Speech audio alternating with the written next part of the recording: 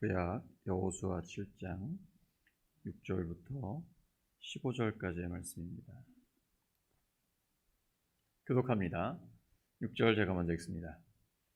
여호수아가 옷을 찢고 이스라엘 장로들과 함께 여호와의 궤 앞에서 땅에 엎드려 머리에 티끌을 뒤집어 쓰고 저물도록 있다가 이르되 슬프도소이다. 주 여호와여, 어찌하여 이 백성을 인도하여 요단을 건너게 하시고 우리를 아모리 사람의 손에 넘겨 멸망시키려 하셨나이까.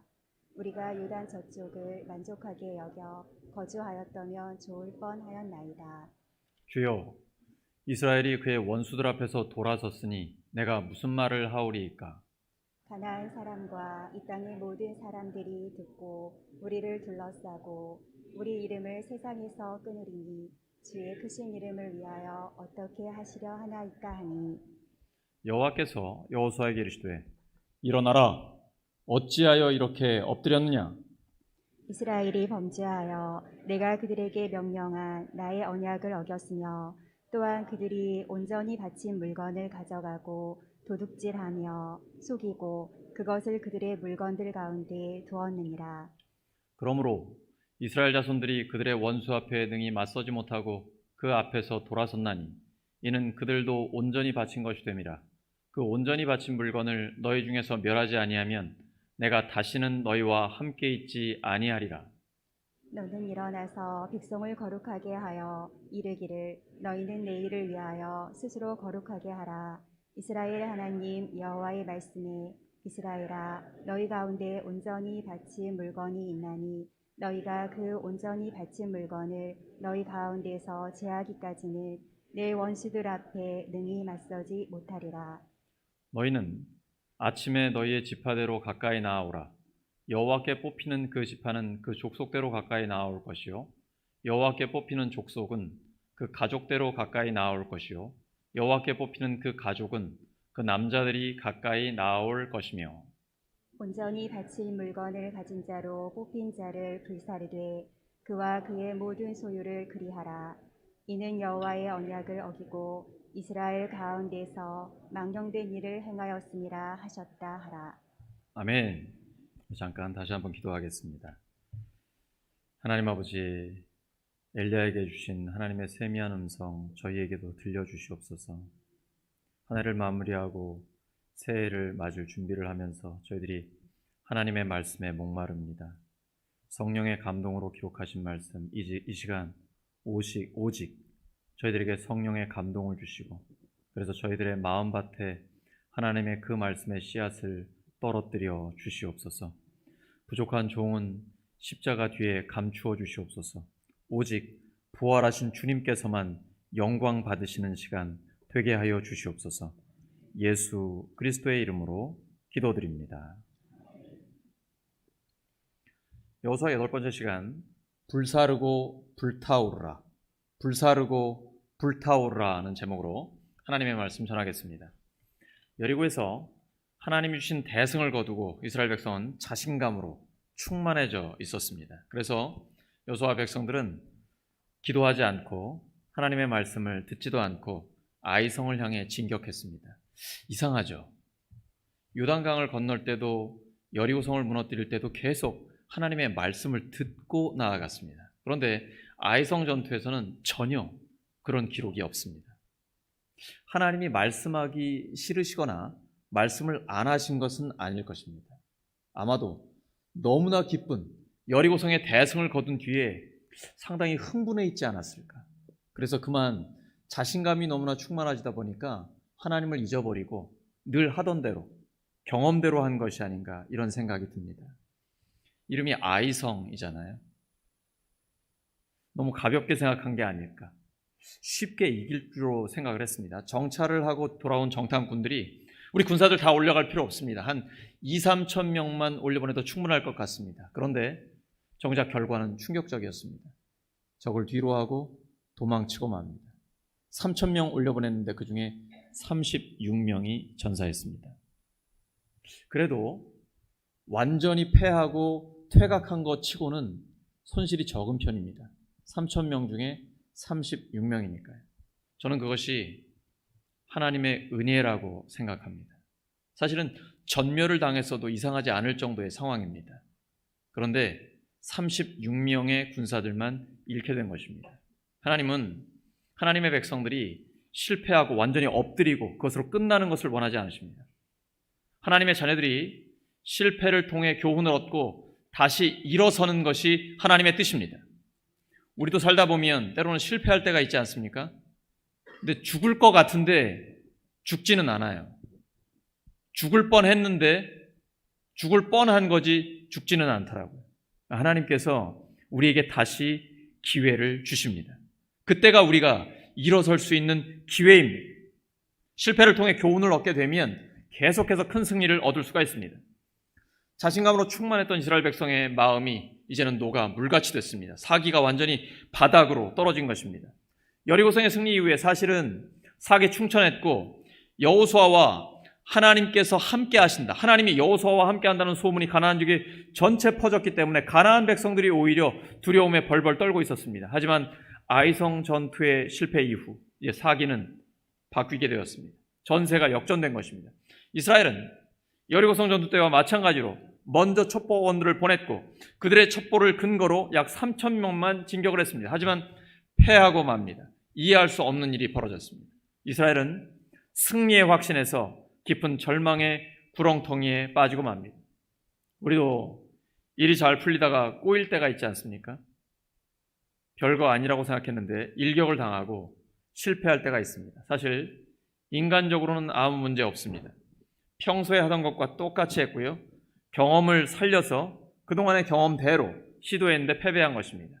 인간적인 문제가 아니라 영적인 문제가 있는 것입니다. 시작할 때 기도를 안 했습니다. 새로운 시작하면서 하나님의 말씀을 듣지 않은 것입니다. 너무 가볍게 생각한 것입니다. 우리가 계속해서 승리하는 것은 하나님의 말씀에 순종하는 것에 달려 있습니다. 여호수아 1장 7절과 8절을 보시면 오직 마음을 강하고 극히 담대히 하여 하나님의 말씀을 다 지켜 행하고 우로나 좌로나 치우치지 마라. 그리하면 어디로 가든지 형통하게 된다라고 하나님께서 약속해 주셨습니다. 계속된 승리는 하나님의 말씀에 순종하느냐 그렇지 않느냐에 달려 있습니다. 그런데 이스라엘 백성 중에 하나님의 말씀을 지키지 않고 하나님의 것에 손을 댄 자가 있었습니다. 하나님과 맺은 언약을 깨뜨려 스스로 진멸당할 처지에 놓이게 된 것입니다. 그 범죄는 아간 한 사람이 저질렀습니다. 그런데 책임은 공동체 전체가 지게 된 것입니다. 공동체는 개인에 대한 책임을 지고 개인이 저지른 잘못의 결과를 같이 감당해야 됩니다. 교회 공동체도 그렇습니다. 교회는 그리스도의 몸입니다. 모든 형제 자매는 그 몸의 지체입니다. 한 사람 한 사람은 천하보다 더 소중한 존재입니다. 우리는 같이 살고 같이 죽는 그리스도의 한 몸이기 때문입니다. 그렇다면 우리가 이렇게 실패했을 때 패배를 딛고 일어서려면 어떻게 해야 할까요? 첫째는 기도와 말씀에 목말라야 합니다. 기도하면 살 길이 열립니다. 엎드리면 해결됩니다. 재기의 기회가 주어집니다. 말씀을 통해 문제 해결 방법을 얻습니다. 아무리 깊은 절망 중에 있다 할지라도 하나님의 백성들에게는 희망이 있습니다. 여호수아와 지도자들의 강점이 여기에 있습니다. 그들은 실패했을 때 함께 기도했습니다. 나쁜 지도자라면 이렇게 하지 않았을 것입니다. 아마 정탐꾼들을 불러다가 왜 이런 허위 정보를 가져왔냐 하고 군사재판의 회부에서 처단했을지도 모르겠습니다. 아니면 선봉에 섰던 장수를 불러와서 역시 재판에 올려서 죽였을지도 모르겠습니다. 하지만 여호수아는 그렇게 하지 않았습니다. 자기가 최고 결정권자잖아요. 여호수아와 장로들은 자신들의 책임이라고 하나님 앞에 옷을 찢고 재를 뿌리고 회개했습니다. 그것도 하루 종일 해가 질 때까지 하나님 앞에 회개했습니다. 이때 하나님께서는 재기의 기회를 주시는 것입니다. 여호수아는 기도하는 내용을 보면 하나님에 대한 원망도 있고 후회가 섞인 탄식도 있고 합니다.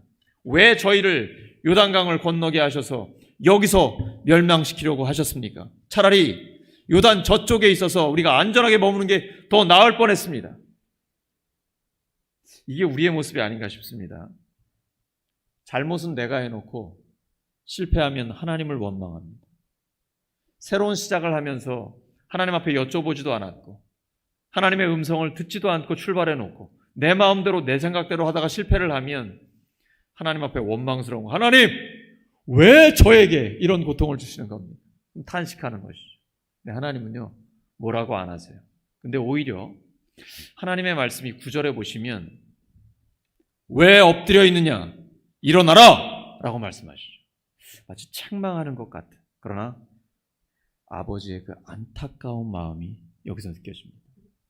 하나님은 하나님의 자녀들이 실패하고 좌절해서 엎드려져 있는 것, 우울해하는 것 원하지 않으십니다.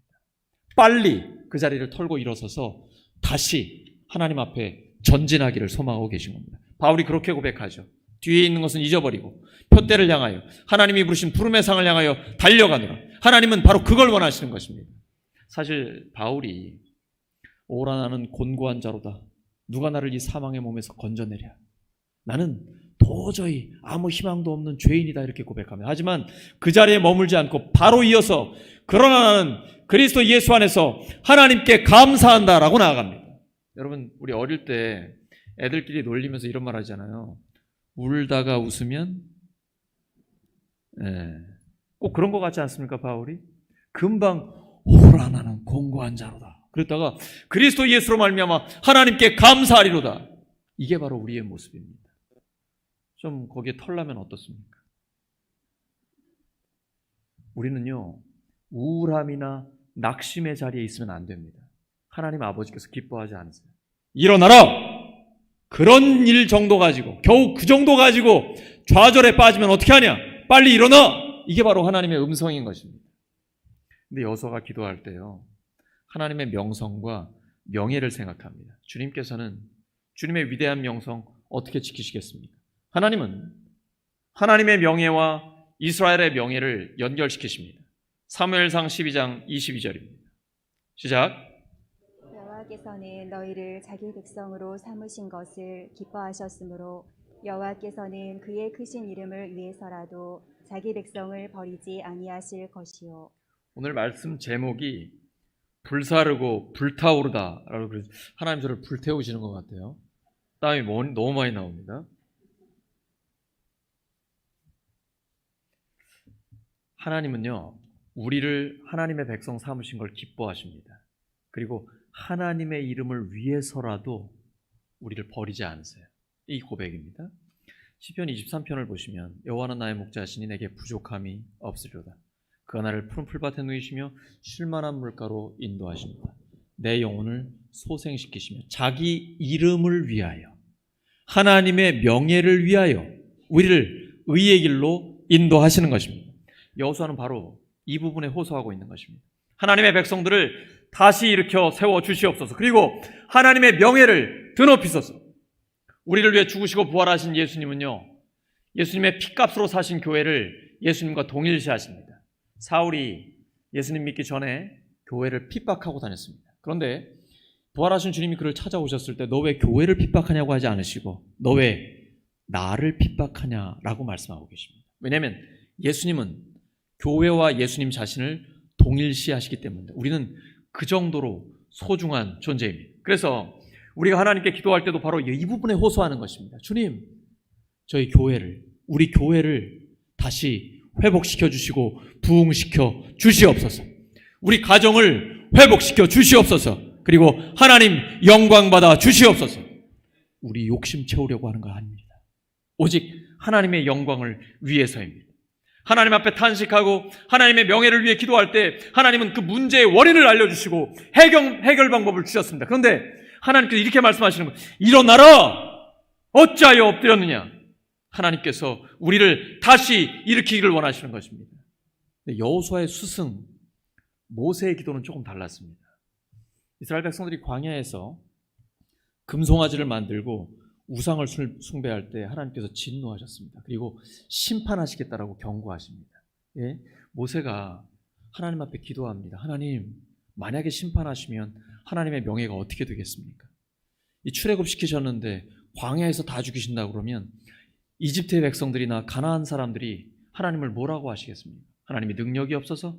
아니면 하나님이 이스라엘 백성들을 멸망시키려고 출애굽시키셨다?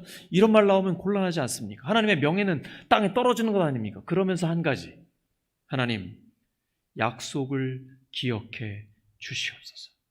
출애굽기 32장 13절입니다. 시작. 주의 종 아브라함과 이삭과 이스라엘을 기억하소서. 주께서 그들을 위하여 주를 가리켜 맹세하여 이르시기를 내가 너희의 자손을 하늘의 별처럼 많게 하고 내가 허락한 이 온 땅을 너희의 자손에게 주어 영원한 기업이 되게 하리라 하셨나이다. 아멘. 하나님 약속 기억해 주세요. 저 기억하고 있습니다. 아브라함과 이삭과 야곱에게 주신 약속, 하늘의 별같이 우리의 자손을 많게 하시겠다고 좀 약속하시지 않았습니까? 근데 여기서 다 멸해버리시면 하나님의 약속 지키지 않으시는 것 아닙니까? 하나님의 약속을 지켜주시옵소서. 아주 드문 말씀이 이 기도 직후에 나옵니다. 하나님께서 모세의 기도를 들으시고 하나님의 뜻을 돌이키셨습니다. 강력한 기도입니다. 하나님의 약속을 붙들고 기도하는 것입니다.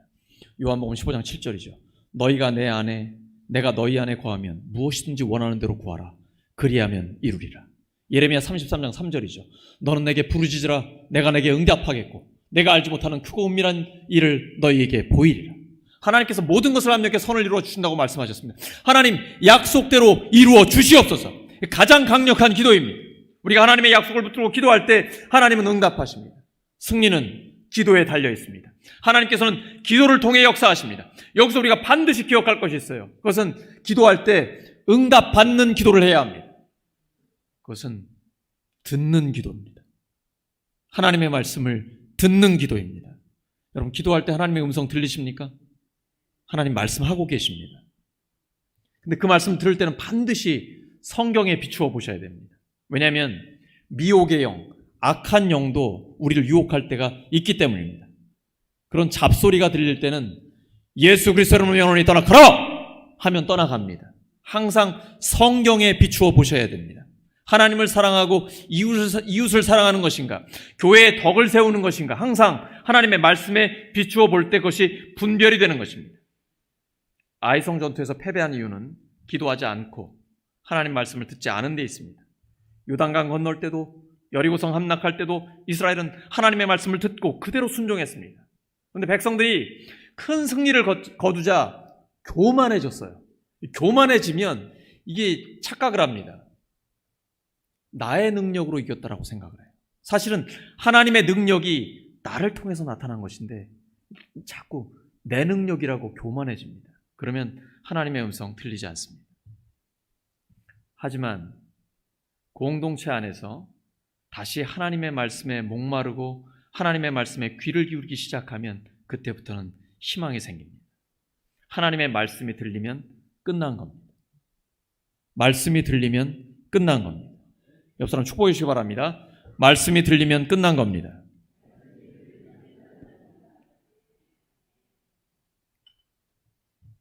그때부터 우리들의 삶은 생명으로 넘쳐납니다. 빛으로 밝아집니다. 능력 있는 성도로 싱싱하게 살아갑니다. 그래서 그는 시냇가에 심은 나무와 같다. 철을 따라 열매를 맺으며 잎사귀가 마르지 아니함 같으니 늘 싱싱한 성령의 사람으로 살 수 있는 것입니다.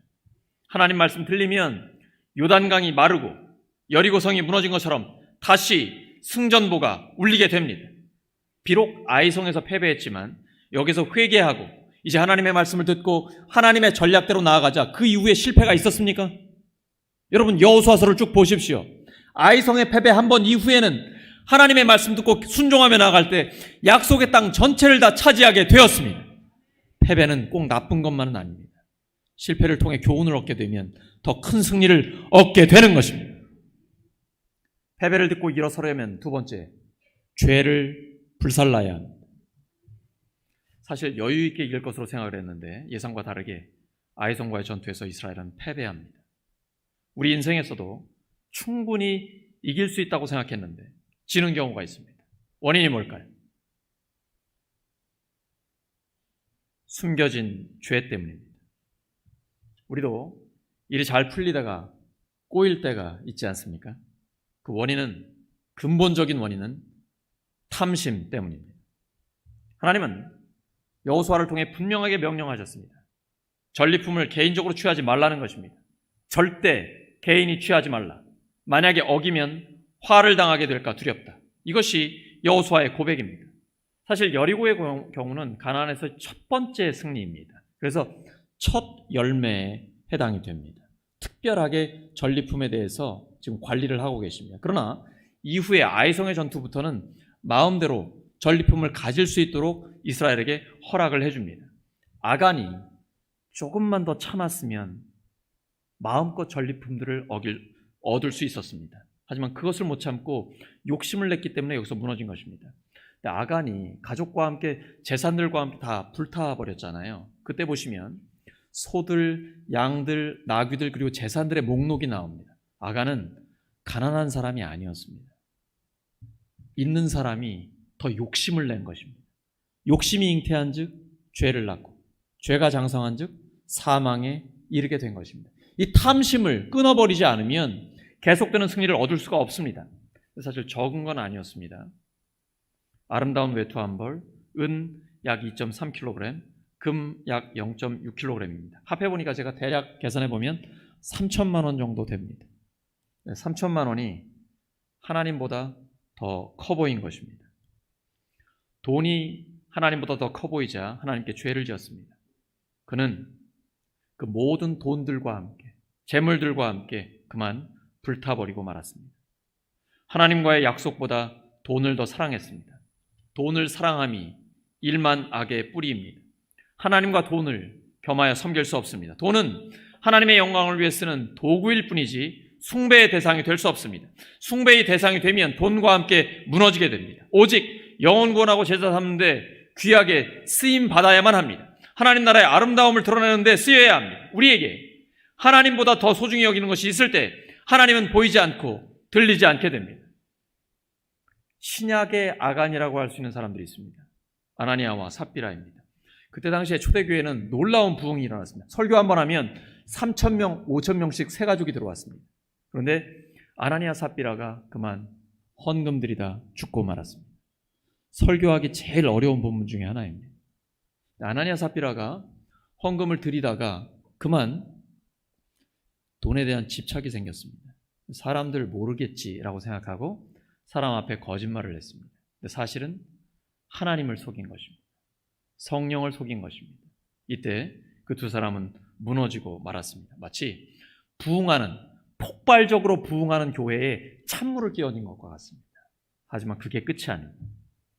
그렇게 죄를 정리했을 때 그 이후에는 예수님을 믿고 제자가 되는 사람들이 훨씬 더 많아졌습니다.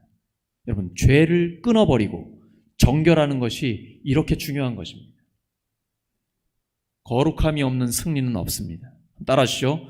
거룩함이 없는 승리는 없습니다. 만약에 거룩하지 않은데 성공했다, 하나님이 주신 승리 아닙니다. 부러워할 것 전혀 없습니다. 그것은 하나님이 내버려 두는 것이고 로마서 1장에 의하면 내버려 두는 것은 심판입니다. 하나님은 하나님의 자녀들을 절대로 내버려 두지 않습니다. 거룩함이 없는 승리는 없습니다. 계속해서 승리하려면 정결해져야 합니다. 성결해져야 합니다. 그래서 하나님께서는 스스로 거룩하게 하라 라고 말씀하고 계신 것입니다. 교만해서 실패한 사람 중에는 에스더 이야기 중에 나오는 하만이 있습니다. 하만은 정말 한없이 교만한 사람입니다. 권력욕, 그리고 자기의 탐심 때문에 스스로 무너지고 맙니다. 베드로전서 5장 5절입니다. 베드로전서 5장 5절 우리 두 번 반복해서 읽겠습니다. 시작. 하나님이 교만한 자를 대적하시되 겸손한 자들에게는 은혜를 주시느니라. 다시 한번 시작. 하나님이 교만한 자를 대적하시되 겸손한 자들에게는 은혜를 주시느니라. 굉장히 무서운 말씀이에요. 교만한 자는 하나님이 대적하신다라고 말씀하십니다. 근데 우리가 이게 계속 승리하고 승승장구하다 보면요, 자기도 모르게 우쭐해집니다. 왜냐하면 다른 사람들이 야, 너 최고야, 와, 너 대단해 이러면요, 진짜 내가 그런 줄 알아요. 그러다 보면 교만이 올라옵니다. 그때부터 무너지기 시작합니다. 그러니까 교만한 마음이 올라오면 이건 위기다라고 생각해야 됩니다. 근데 겸손해지면 하나님께서 충만한 은혜를 우리에게 주십니다. 겸손한 자에게는 늘 하나님의 은혜가 머물게 됩니다. 혹시 내 안에 아간이 있지 않습니까? 교만과 탐심이 나에게 있지 않습니까? 하나님은 아간에게 회개할 시간과 기회를 주었습니다. 여러분, 200만 정도의 이스라엘 백성들이 12지파로 전체 모였습니다. 그 중에 한 지파를 제비 뽑습니다. 유다 지파가 뽑혔습니다. 나머지 11지파는 다 이제 가게 됩니다. 그리고 유다 지파에서 또 제비를 뽑아서 세라 족속을 뽑습니다. 또다시 세레 족속만 남겨놓고 세레 족속 중에서 삽디의 가족을 뽑습니다. 그리고 삽디의 가족 중에 갈미의 아들 아간을 뽑았습니다. 이렇게 수사망이 좁혀오는 겁니다. 200만 중에 한 명을 잡아내는 겁니다. 얼마나 오랜 시간이 걸렸겠습니까? 그때 아간의 심정이 어땠을까요? 조마조마했겠죠. 그때가 회개할 기회입니다. 회개는 타이밍이 굉장히 중요합니다. 하나님께서 기회를 주셨을 때 빨리 회개해야 합니다. 그래야만 다시 일어설 수 있습니다. 만약에 아간이 그 기회에 회개를 했다면 죽지 않았을지 모르겠습니다. 그러나 그는 끝까지 회개하지 않았습니다. 범죄한 아간처럼 가족들과 함께 돌에 맞아 죽는 형벌은 지금은 없습니다. 예수님께서 십자가에서 모든 저주를 감당하셨기 때문입니다. 용서받지 못할 죄는 없습니다. 회개하면 용서하십니다. 그래서 우리 신약 시대, 성령의 시대를 사는 사람들이 죄를 너무 가볍게 여깁니다. 심지어 예수님을 믿는 그리스도인들조차도 죄 지으면 어때? 회개하면 용서해 주시는데, 너무 가볍게 생각하시는데 성경을 잘 모르시는 겁니다. 신약 시대의 성령 시대에도 죄에 대한 징계가 있을 수 있습니다. 여러분, 이런 설교 들어보셨습니까? 제가 전공이 신약인데요. 신약 시대에 보시면 죄에 대한 징계가 있습니다. 고린도 교회 어땠습니까? 성찬을 할 때 부자들이 여유가 있으니까 먼저 와가지고 배불리 먹고 포도주를 얼마나 많이 마셨는지 취할 정도가 됐습니다. 근데 가난한 성도들은 노동을 하고 늦게 들어오게 됩니다. 먹을 게 없어요. 그 부자들이 배부르게 먹고 취해 있는 걸 보고만 있는 거예요. 그러니까 교회 안에서 빈부격차가 그대로 드러나고 가난한 사람들은 열등감에, 그리고 아주 교회 안에서조차 처참한 심정을 갖게 됩니다. 이건 성찬의 정신이 아닙니다. 차별 없이 사람이 존중돼야 하고 예수님의 피와 몸을 나눈 모든 성도 형제들이 그리스도 안에서 하나가 되어야 하는 것이 성찬의 정신입니다. 그런데 이 성찬의 의미를 깨뜨리고 그 정신을 깬 사람들, 고린도 교회 안에 있었습니다. 그들이 병들고 심지어 잠드는 자까지 나왔습니다. 그럼 잠잔다는 게 뭡니까?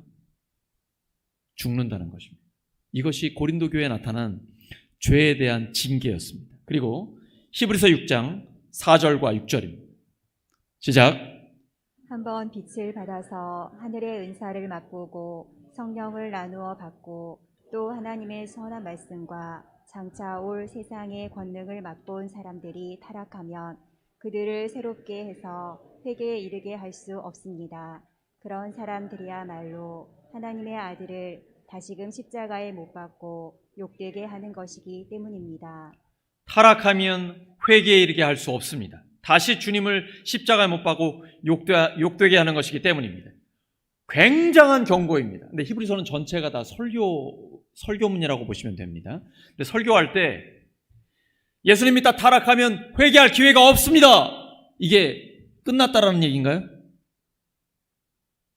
빨리 회개하라는 것입니다. 빨리 회개해야 합니다. 그래서 성경은 두렵고 떨림으로 구원을 이루라. 선줄로 생각하는 자 넘어질까 조심하라. 건강한 신앙생활을 위해서요. 우리가 자녀들 키울 때 엄중 경고하는 목적이 뭡니까? 죽이려고 하는 거 아니잖아요. 나쁜 길로 가기 전에 빨리 돌이키게 하는 것. 이것이 하나님의 목적입니다. 죄를 가볍게 생각하지 마십시오. 하나님은요, 지금 아간 200만에서 아간 한 사람을 찾아오는 것처럼 우리 안에 죄가 있으면 그걸 반드시 드러나게 하십니다. 그리고 죄에 대해서는 엄중하게 심판하시는 것이 바로 하나님의 공의입니다. 하나님은 사랑과 공의의 하나님입니다. 죄는 불살라 없애야만 합니다. 여리고에서 아간과는 정반대의 모습을 보이는 사람이 있습니다. 바로 라합입니다. 라합은 하나님을 선택해서 가족과 함께 구원을 받게 됩니다. 하지만 아간은 욕심을 선택해서 가족과 함께 모든 것을 잃게 됩니다. 선택은 우리에게 달려 있습니다. 하나님을 선택할 것인가? 돈을 선택할 것인가? 결정해야 합니다. 아간은 돈을 선택했고 가족 전체가 심판을 받았습니다. 근데 원래 연좌죄는 없습니다. 뭐 아빠가 죄를 지었다고 해서 자녀들이 벌받고 이런 건 없어요. 아마도 가족 전체가 공모한 것으로 보입니다. 그러니까 가족 전체가 심판을 당한 것이죠. 그래서 가족 간에 그리고 교회 안에는 거룩한 견제 장치가 있어야 합니다. 잘할 때는 아낌없이 격려하고 칭찬해 주지만 잘못된 길을 갈 때는 견제해야 합니다. 목사도 그렇고 모든 성도들도 그렇습니다. 가족 간에도 마찬가지입니다. 그래야만 공멸하지 않고 다시 일어설 수 있습니다. 아간 한 사람의 죄 때문에 공동체 전체가 피해를 입습니다. 선지자 요나 한 사람이 죄를 지었을 때 한 배 탄 사람들 전부 다 생명을 잃을 위기를 맞게 됩니다. 한 사람의 문제가 아닙니다. 우리 모두의 문제입니다. 공동체 전체가 함께 회개하고 새롭게 시작하면 승리는 계속됩니다. 아이성의 패배 이후에 회개하고 나서 하나님께서는 가나안 그 약속 땅 전체를 주신 것입니다. 우리에게는 우리를 위해 죽으시고 부활하신 예수 그리스도가 함께 계십니다. 실패는 예방주사와 같습니다. 우리의 밝은 미래를 위해서는 예방주사를 꼭 맞아야 합니다. 죄를 끊어버리고 정결해야 합니다. 여호수아 7장 13절입니다. 시작. 너는 일어나서 백성을 거룩하게 하여 이르기를 너희는 내일을 위하여 스스로 거룩하게 하라. 이스라엘의 하나님 여호와의 말씀에 이스라엘아 너희 가운데 온전히 바친 물건이 있나니 너희가 그 온전한 바친 물건을 너희 가운데서 제하기까지는 내 원수들 앞에 능히 맞서지 못하리라. 따라하시죠. 스스로 거룩하게 하라. 스스로 거룩하게 하라. 마지막 세 번째입니다. 패배를 딛고 일어서려면 성령으로 불타올라야 합니다. 우리는 유혹에 넘어가기 쉬운 연약한 존재입니다. 오늘날은 오직 돈밖에 모르는 시대라고 해도 과언이 아닙니다. 자극적인 것만 따라다닙니다. 영상이 위험한 것입니다. 유튜브나 아니면 텔레비전이나 인터넷이나 이런 것들이 굉장히 위험해요. 왜냐하면 점점 더 자극적으로 해야 구독과 좋아요를 해주기 때문입니다. 정욕을 채우는데 죄송합니다. 지금 우리 시대는 정욕을 채우는데 혈안이 되어 있습니다. 그러면 망합니다. 돌아서야 합니다. 하나님께로 돌아와야 합니다. 에베소 5장 18절이죠. 술 취하지 말라 이는 방탕한 것이니 오직 성령으로 충만함을 받으라. 외적으로는 성령의 은사로 능력 있게 쓰임받고 내적으로는 성령의 열매를 풍성히 맺어 예수님의 성품을 점점 더 닮아가는 것입니다. 이때에 패배의식은 사라지고 승리의 확신이 생깁니다. 영적인 자신감으로 충만해지고 계속해서 하나님이 기뻐하시는 부흥을 경험하게 되는 것입니다. 말씀 정리합니다. 우리는 실패를 딛고 일어서서 다시 승리할 수 있습니다. 그러려면 기도와 말씀에 목말라야 합니다. 죄를 불사르고 성령으로 불타올라야 합니다. 성령으로 충만해서 계속해서 승리하는 우리 모두가 되기를 예수 그리스도의 이름으로 축원합니다. 함께 기도합니다. 하나님 아버지, 저희들의 삶에서 실패를 할 때 다시 일어설 수 있는 용기를 주시옵소서. 저희들 하나님 앞에 간구합니다. 하나님의 말씀에 목마릅니다. 죄는 불사르고 성령으로 불타오르게 하여 주시옵소서. 예수 그리스도의 이름으로 기도드립니다.